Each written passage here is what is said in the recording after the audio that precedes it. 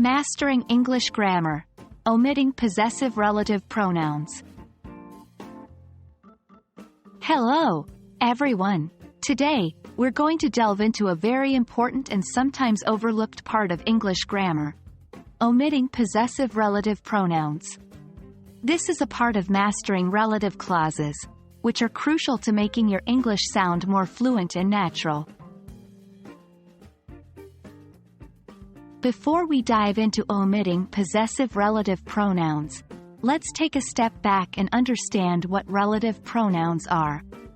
Relative pronouns are words like who, whom, whose, which, and that. We use these pronouns to give more information about someone or something mentioned in the sentence. For example, the person who stole my heart, or the car that I bought. In these examples, who and that are relative pronouns. Now, onto possessive relative pronouns. These are relative pronouns that show ownership. The main one we're concerned with is whose. For instance, the girl whose dog is barking is my neighbor. Here, whose is a possessive relative pronoun. In many cases, you can omit the relative pronoun from the sentence entirely, and the sentence still remains clear and grammatically correct. However, it's important to note that we generally do not omit possessive relative pronouns like whose. Consider the sentence, "The girl whose dog is barking is my neighbor."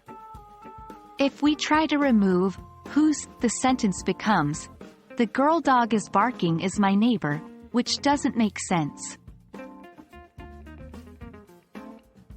Despite the general rule, in informal English, there are a few specific situations where you can omit the possessive relative pronoun.